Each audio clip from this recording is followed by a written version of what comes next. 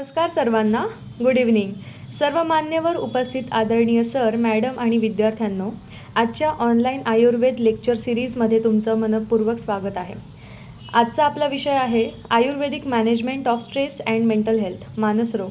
This is indeed a very important topic, कारण आजच्या fast लाईफस्टाईलमध्ये मेंटल हेल्थ मेंटेन करणं हे तितकंच आवश्यक झालं आहे जितकं फिजिकल हेल्थ मेंटेन करणं. आयुर्वेदानुसार मन हे शरीर आणि आत्मा यांना जोडणारं अत्यंत महत्त्वाचं तत्त्व आहे.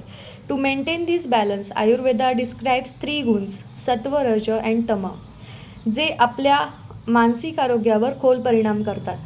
आजच्या सत्रात आपण जाणून घेणार आहोत सत्व, रज, तम यांचा मानसिक आरोग्यावर होणारा परिणाम, तणाव कमी करण्यासाठी ब्राह्मी, जटमानसी यांसारख्या आयुर्वेदिक औषधींचं महत्त्व आणि योगा, मेडिटेशन तसेच सद्वृत्त पालन यांची भूमिका. बिफोर वी बिगिन्स, आयुर्वेदा ट्रेडिशनप्रमाणे कोणताही शुभ उपक्रम धन्वंतरी यांच्या आशीर्वादाशिवाय अपूर्ण आहे. म्हणून आता आपण सर्व मिळून धन्वंतरी यांची उपासना करूया.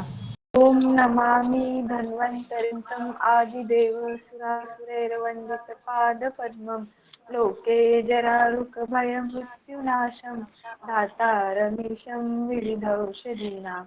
ॐ शङ्खं चक्रं जलोकां ददमृतघट्टं चारुदोर्भिश्चतुर्भिः सूक्ष्मस्वच्छातिरुद्ध्यांशिकपरिलसन्मौलिमं भोजनेत्रं कालम्बोदोज्ज्वलाङ्गं कटितटविलसच्चारुपीताम्बराढ्यं वन्दे धन्वन्तरिं तं निखिलगदवनप्रौढदावाग्निलीलम्.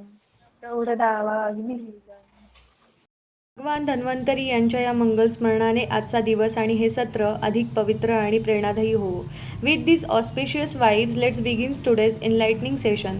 आता मी आपल्या सर्वांच्या वतीने डॉक्टर धीरज झोपे सर यांचं स्वागत करते. डॉक्टर धीरज झोपे सर हे आयुर्वेद क्षेत्रातील एक अनुभवी आणि ज्ञानी व्यक्तिमत्व आहेत. They are the director of Vishwamrut Keralian Panchakarma research centre, Nashik, Maharashtra. Education UG Chaitanya Ayurvedic college, Jalgaon. PG MD medicine Kaya Chikitsa Hubli Ayurvedic college, Hubli, Panchakarma, Kerala. Currently, sir are working as a HOD, रोग निदान department, RAMC, Sangamner. We are truly blessed to have such a knowledgeable and experienced personality with us today. So, now it's humbly request to Dr. Dheeraj Zope sir kindly begins the session and guide us with his valuable insights. Good evening everyone. Am I audible? माझा आवाज येतोय का तुम्हाला? हा sir, येतोय आवाज sir.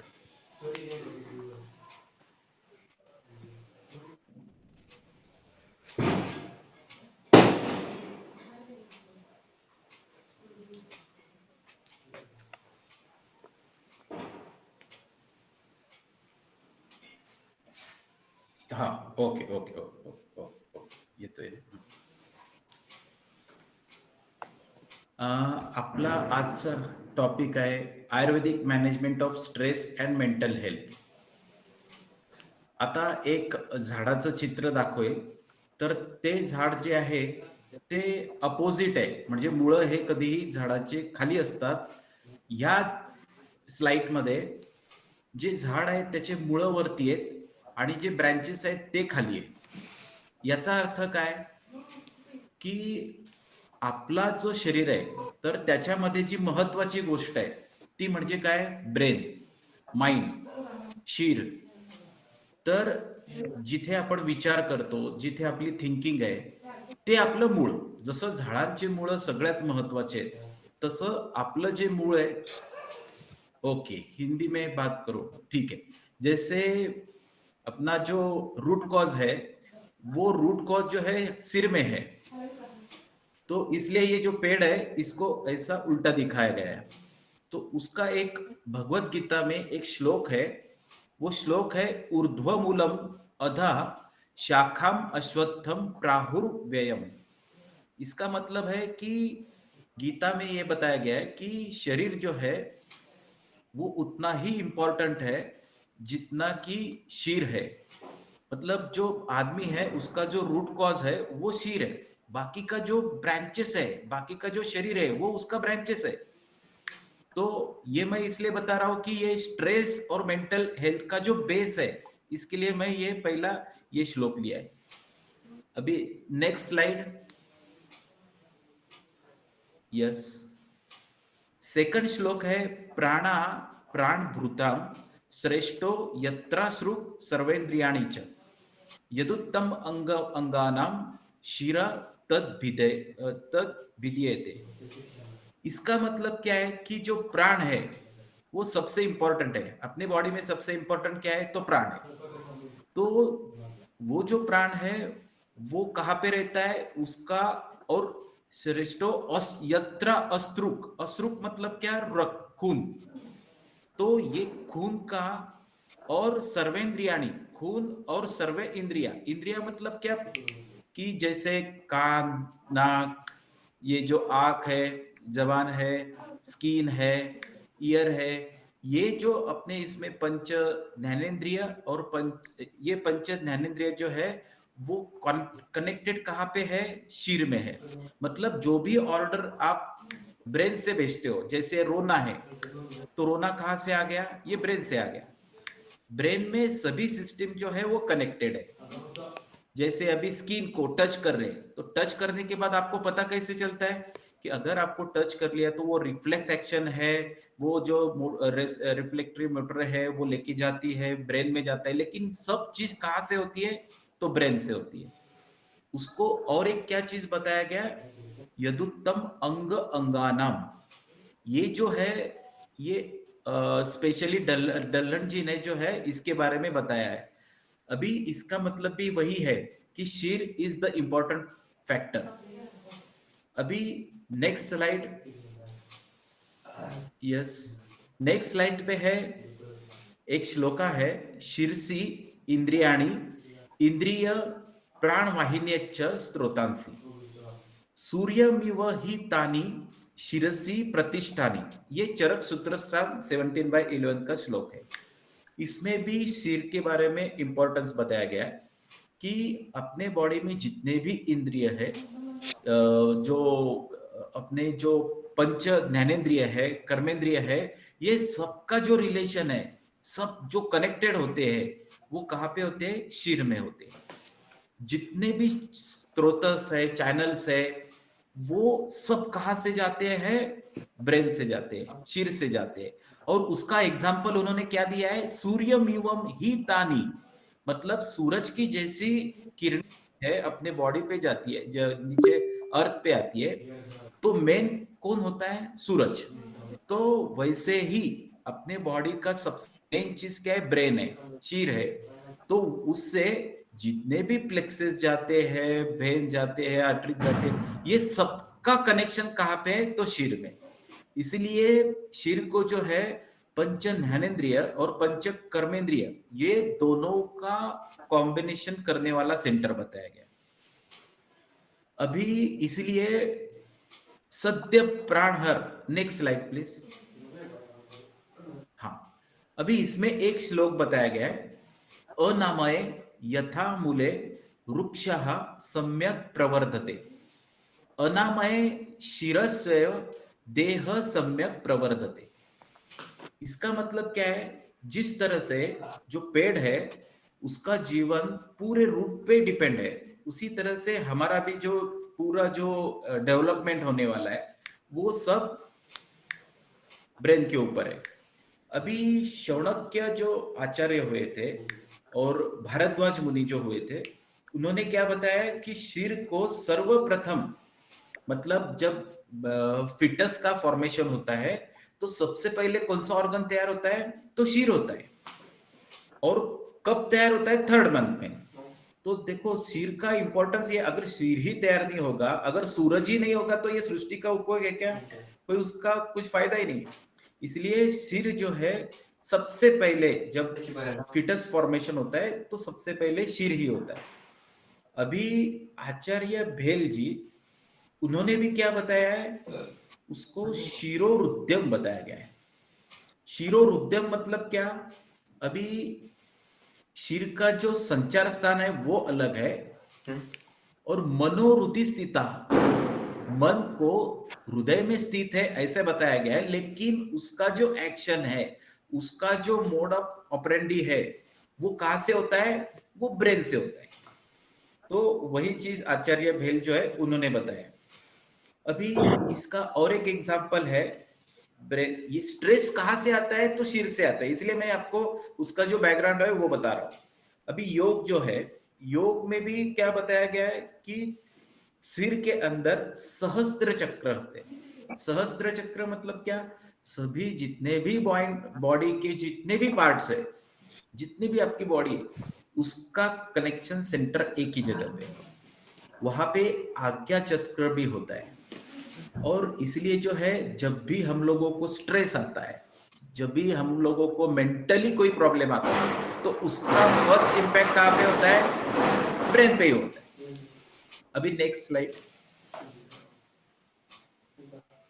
Yes, तो ये जो है, अभी ये जो बताया गया है कि उसमें एक मस्तिष्क के बारे में जो है एक थोड़ा कंसेप्ट दिया है कि इसका ओरिजिन कहाँ पे? ओरिजिन जो है श्लेष्म रक्त प्रसादा स्तंभ, मतलब जो फॉर्मेशन होता है ब्रेन का, तो श्लेष्म मतलब कफ और रक्त, प्रसाद मतलब क्या? उसको फेनभूत जो तैयार होता है उससे ये ब्रेन तैयार होता है। इसका डेवलपिंग पीरियड क्या बताया गया है? 3 मंथ्स। थर्ड मंथ में जो है ब्रेन डेवलपमेंट चालू हो जाता है। इसलिए जब भी फिटस तैयार होता है तो थर्ड मंथ में सोनोग्राफी जो है वो की जाती है। अभी इसका शेप कैसे बताया गया है? तो शेप जो है मस्तुलुंगम सदृशम, जो कमल है उसके जो पेटल्स होते हैं उसके जैसा इसका शेप बताया गया है। अभी कर्म क्या है इसका? उसकी एक्शन क्या है? संज्ञावह। संज्ञा मतलब क्या? कि सेंसरी, तो उसका वही तो कर्म है। और दूसरा क्या है? चेष्टा प्रवर्तक, मतलब जितने भी चीज अपने बॉडी में है, आंख है, नाक है, कान है, जो भी what ever moving in your body because of the brain. जो वात है, वात मतलब क्या? Nervous system. वात को ही नर्वस सिस्टम बताया गया है। तो उसका जो है पिट्यूटरी ग्लैंड जो है उसको मास्टर एंडोक्राइन ग्लैंड बोलते हैं। तो वो सब जो है यही सिर के अंदर, उसका जो जहां पे ओरिजिन है वो सिर के अंदर से ही होता है। सब सिस्टम को जो कनेक्टेड है, जो करता है। चेष्टा प्रवर्तक मतलब क्या है? कि जितने भी आप काम करते हो वो सब काम आपका ब्रेन करता है। और अगर आपका ठीक से काम नहीं कर रहा है तो पूरे बॉडी के ऊपर उसका इम्पैक्ट होता है। अच्छा, इसका सिचुएशन कहाँ होता है? तो ऑब्वियसली वो स्कल में होता है। और धातु कौन सा है इसका ब्रेन का? तो मज्जा। अभी मज्जा धातु जो है वो ऐसा है कि बोन मैरो जिसको हम लोग बोल सकते हैं। तो ये जो सप्त धातु बोला है उसके अंदर का मज्जा जो है वो इंपॉर्टेंट है। अभी इसलिए देखो, जिस लोगों को, किसी पेशेंट को अगर पेन होता है, पेन कहाँ पे? बोन में, तो उसको अस्थि मज्जा पाचक दिया जाता है। यही रीजन है उसका। अच्छा, इसका भाव कौन सा होता है? मातृज भाव है, पितृज भाव है और आत्मज भाव है। अभी मातृज पितृज समझ में आता है। आत्मज मतलब क्या? तो हेरिडिटरी, कोई कोई लोग खानदानी मेंटल होते हैं। अभी इसका प्रॉब्लम क्या है कि जो भी है उसके दादा, उसके परदादा, या तो फिर कोई कोई जो लोग हैं उनका जो ब्रेन है बहुत ज्यादा एक्टिव होता है। तो इसका जो है आत्मज जो है, हेरिडिटरी जो बोलते हैं हम लोग, हिस्ट्री टेकिंग में जब रहता है तो इसलिए हुए आत्मज भाव आ गया। अभी स्वभाव, स्वभाव उसका क्या आता है? एक प्राण स्थान। अभी इसका प्राण स्थान क्यों बताया गया है? उससे पहले जो मैंने श्लोका आपको बताया है तो उसमें प्राण के बारे में, क्योंकि आपके बॉडी में जब तक प्राण है तब तक आप जीवित हो, तो प्राण के बारे में जो श्लोक बताया था कि प्राणा प्राण भृता, तो उसका वही है कि सबसे इंपॉर्टेंट चीज जो है प्राण है। तो इसका जो स्वभाव है वो प्राण स्थान के ऊपर है। और उसका यत्न भी प्राण का ही है। सत्व गुण, इसका जो बेसिक गुण है वो सत्व गुण। रज तम हम लोग आगे देखने वाले हैं, वो तो उसके दोष है। अभी सत्वगुण मतलब क्या है कि जो आप लोगों को बताया कि कैसे अच्छे से रहना है, क्या करना है, उसके बारे में। और चेतना दृष्टान मतलब क्या है कि उसका जितना भी शरीर का जितना भी चल व्यवहार है, चल मतलब जो घूम रहा है, जैसे हार्ट पंप कर रहा है, मैं बात कर रहा हूँ, हाथ की मूवमेंट हो रही है, पेट में डाइजेशन हो रहा है, मोशन हो रहा है, पीरियड आ रही है, शुक्राणु बाहर जा रहे हैं, आंखों में से पानी आ रहा है, सांस ले रहे हैं, जो भी है चेतना दृष्टान। अच्छा, अभी आगे इसका आशय आशय जो है मनस्थान है, और दोषा दृष्टान इसका वात कफ बताया गया है। अब वात कफ बताया, इसका मतलब पित्त नहीं बताया गया है। अभी पित्त क्यों नहीं बताया गया, उसका मैं एक एग्जांपल देता हूं आपको। अगर आप गर्मियों में चले जाते हो तो आपका सोचने का जो तरीका, बहुत ज्यादा बाहर गर्मी है तो आपका ब्रेन है वो ऑब्वियसली वो गर्म हो जाएगा, और जब वो ज्यादा गर्म होता है तो उसका फंक्शन, और वही ब्रेन को अगर आप एक रूम में अच्छे से बिठा तो एसी चालू करते हैं, जिससे कि आपका वात कफ में शीत गुण कॉमन है, तो वो गुण बढ़ता है, तो आपका जो ब्रेन है वो फंक्शनली वो अच्छी तरह से वो सोच सकता है। तो इसका दोष अधिष्ठान में क्या बताया गया है, वात कफज। हाँ, उसका विकृत अवस्था में पित्त का रोल आता है। बाद में महाभूत संगठन जो है उसका आकाश, पृथ्वी और जल बताया गया है। आकाश, पृथ्वी और जल, ये उसका जो महाभूत है उसका संगठन बताया गया। इसमें भी पित्त मतलब अग्नि का उसका उल्लेख नहीं किया गया है।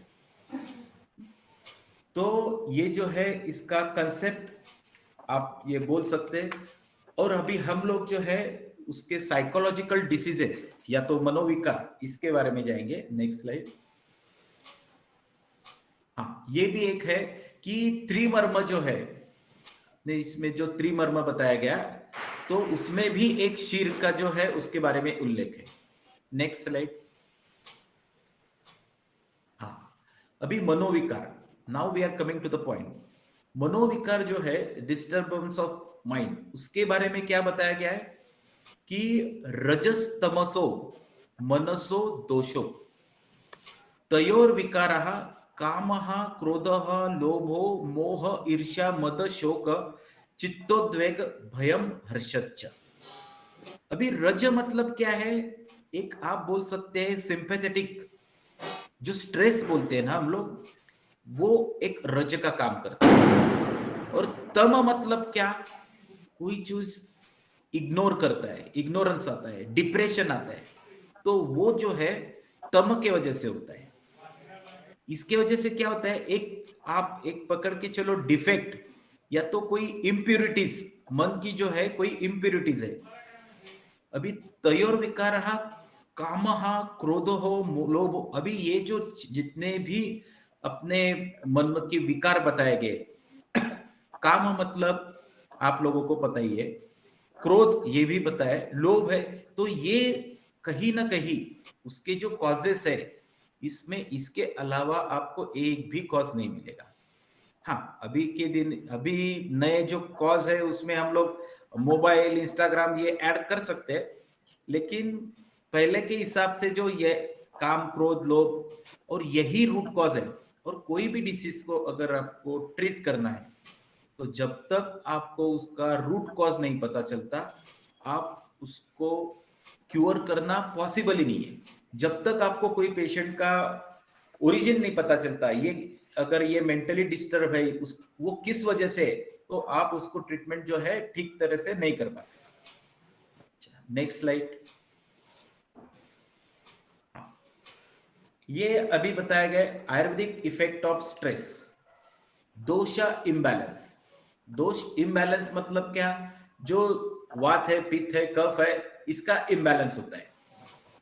जैसे अभी फॉर एग्जांपल आपको बताए थे, अगर कफ कफ की वृद्धि हो गई, तो कफ की वृद्धि होने के बाद क्या होता है, आदमी को नींद आती है। हम लोग क्या बोलते हैं कि ये हमेशा सोते रहते हैं। इवन एलोपैथी केस में ट्रैंकुलाइजर्स का जो है वो क्यों यूज करते हैं, क्योंकि वो क्या करते हैं कि जैसे अभी कोई प्रॉब्लम है, अगर कोई ट्यूबलाइट है वो दिक्कत दे रही है, तो वो क्या बोलते हैं एलोपैथी में, स्विच ऑफ कर दो।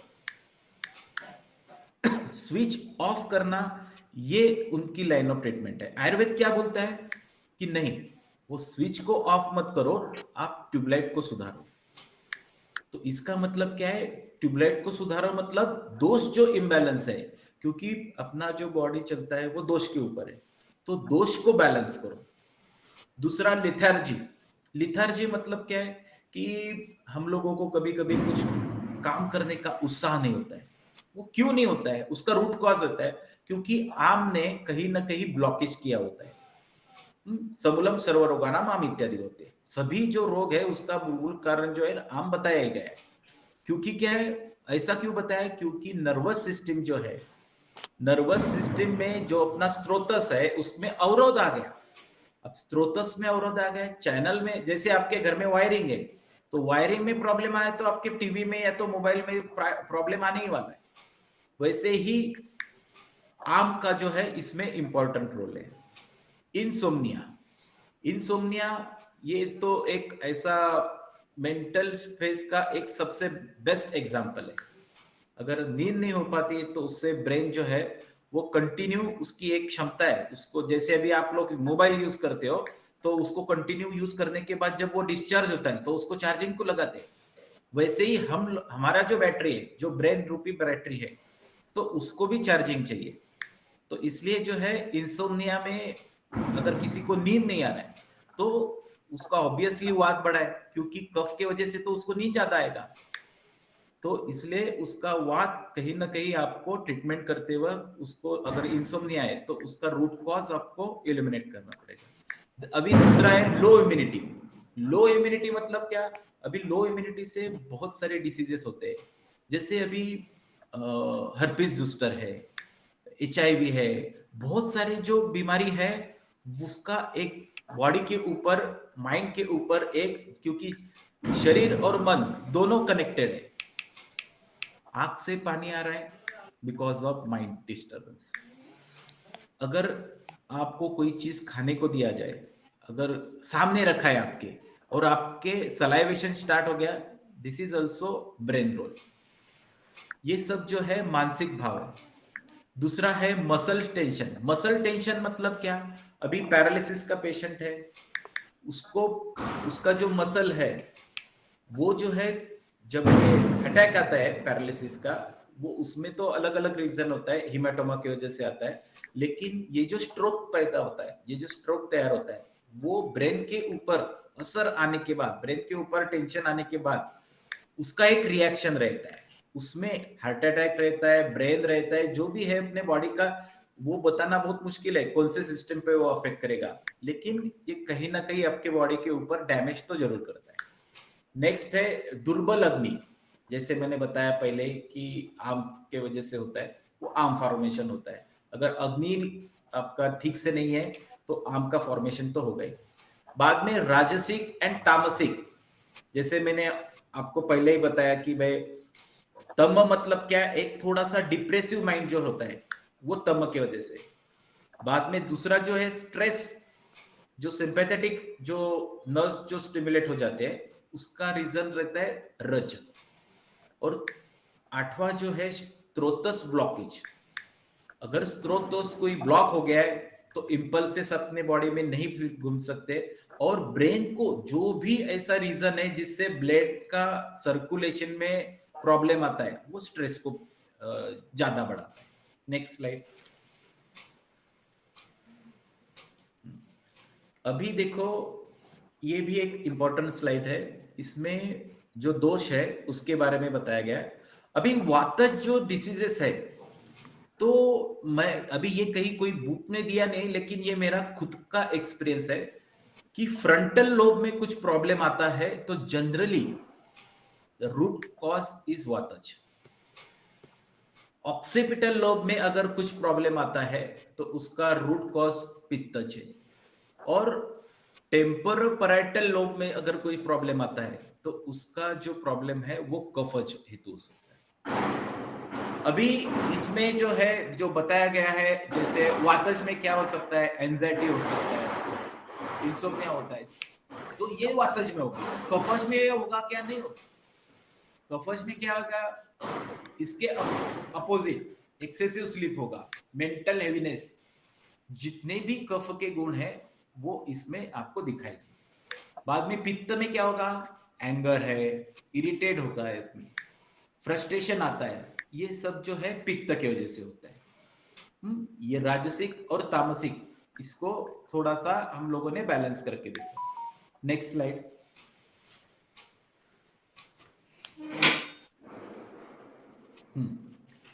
अभी ये जो है दोष को इम्बैलेंस जो है, जैसे वात पित्त कफ का जो है, ये वही वही चीज है सेम, जो एंजाइटी होती है, एंगर, हम लोग सेम चीज आएगा। जो आपने पढ़ा है उसके अलावा कुछ अलग नहीं है, इसलिए नेक्स्ट स्लाइड। अभी इसमें एक चीज आपको सबसे इंपॉर्टेंट है, उसके पहले का स्लाइड दिखाओ। हाँ, अभी इसमें जो है हम लोगों को ट्रीटमेंट, पहले तो कॉजेस में एक शॉर्ट में आपको बोल देता हूं कि अपने इसमें जो है मेंटल स्ट्रेस जो होता है, उसके कॉजेस में सबसे मेन चीज क्या होता है, एक दीवा स्वाप आता है।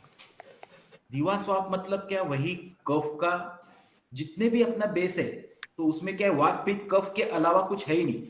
या तो दीवा स्वाप के वजह से कफज में जाएगा, या तो अगर रात को अगर कोई पर्सन सोता नहीं है उसके वजह से वात प्रकोप होता है, और वात प्रकोप हो गया अग्निमांद्य होता है, अग्निमांद्य हो गया अग्निद्रा होता है, तो ये भी उसका दूसरा है वेग धारण, इससे भी होता है।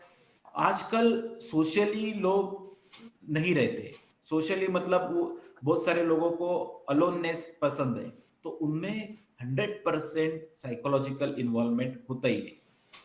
कंपैरिजन, आजकल लोग कंपेयर करते हैं कि आईफोन का फोन मेरे पास है, अगर काश रहता, ये जो है कंपैरिजन जो है वो भी माइंड के ऊपर स्ट्रेस लाता है। एनवायरमेंटल, जहां पे आप सोते हो वहां का एनवायरमेंट अगर खराब है तो आपके ब्रेन के ऊपर उसका भी असर होता है।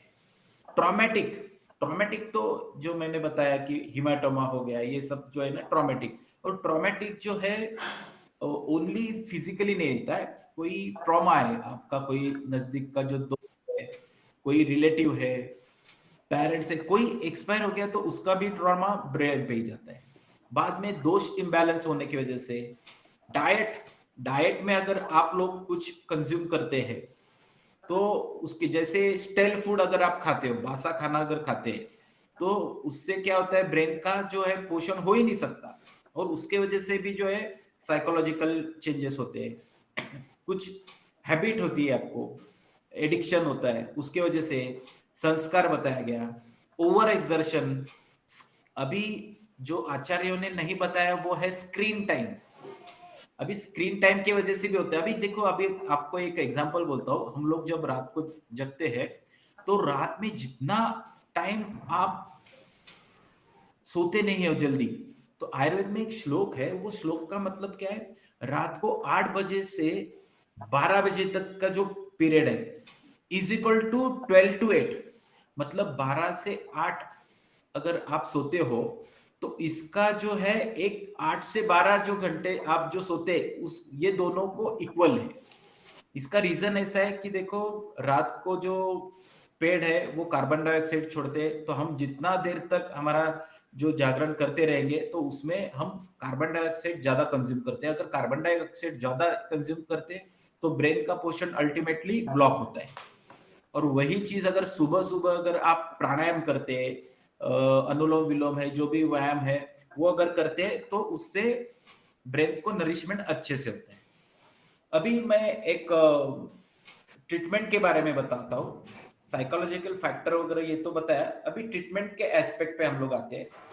तो ट्रीटमेंट में इंटरनली हम लोग क्या कर सकते हैं, तो कषाय दे सकते हैं, चूर्ण दे सकते हैं, वटी दे सकते हैं, लेह दे सकते हैं, घृत दे सकते हैं, तेल दे सकते हैं। तेल एक्सटर्नली प्लस इंटरनली, आसव है, अरिष्ट है। एक्सटर्नली क्या दे सकते हैं हम लोग, तो थलम, थलम मतलब क्या है, सिर के ऊपर जो भी है, जैसे अभी अपस्मार का अगर कोई व्याधि है तो हम लोग जटामांसी युक्त जो ऑयल है उसको उसका तलम मतलब सिर के ऊपर रख सकते हैं। बाद में शिरोपीचू रख सकते हैं, शिरोधारा कर सकते हैं, बस्ती कर सकते हैं, जलधारा भी कर सकते हैं। कोई कोई पेशेंट को ब्लड के ऊपर प्रेशर बढ़ जाता है due to the psychological factor, तो उसको हम लोग तक्र बस्ती तक्र धारा दे सकते हैं। पादाभ्यंग, ऐसे बताया जाता है कि अपने बॉडी के जितने भी पॉइंट है उनका एंड आइदर सिर में है या तो आपके हाथ में है या तो पैर में। तो ये जो तीनों चीज है इसका अगर अभ्यंग करते हैं तो उसका नरिशमेंट डायरेक्टली ब्रेन को जाता है। अगर पादाभ्यंग करने के बाद किसी को नींद नहीं आती और पादाभ्यंग करता है तो बाय डिफॉल्ट उसको नींद आती है। नस्य कर सकते हैं, रसायन अपने थेरेपी बताया। बाद में म्यूजिकल का जो है रात को जो अगर हम लोग, क्योंकि म्यूजिक का जो सिस्टम है वो ब्रेन के ऊपर असर करता है डायरेक्टली, तो वो भी आप यूज कर सकते हैं। इवन वॉकिंग से कैसे फायदा होता है साइकोलॉजिकल, अगर आप वॉक करते हैं तो खून दौड़ने लगता है।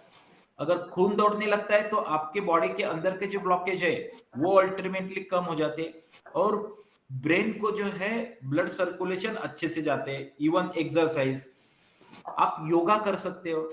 योगा भी कौन सा कर सकते हैं, तो पश्चिमोत्तानासन, शीर्षासन, सर्वांगासन, उत्तानासन, ये सभी योगा में एक चीज कॉमन क्या है, ये जितने भी मैंने आपको योगा बताया ये सब योगा में आपका ब्लड सर्कुलेशन ब्रेन के ऊपर जाता है। जैसे शीर्षासन करते हैं तो शीर्षासन में आपके बॉडी का खून कहाँ जाएगा, हेड की तरफ। सर्वांगासन करते सेम, पश्चिमोत्तानासन करते उसमें भी थोड़ा वैसे ही जाता है। प्राणायाम करते उसमें भी ब्लॉकेजेस निकलते, खून का जो बहना है इतना वो अच्छे से तैयार होता है।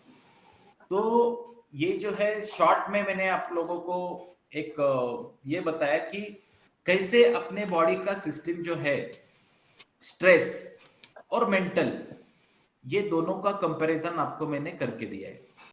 Now, finally, on behalf of Vidya Hive Foundation, I sincerely express my heartfelt gratitude to everyone present here, especially to our Honorable Speaker Dr. Dheeraj Zope Sir, and to all the respected Vidyas, faculty members, and students who joined today's session.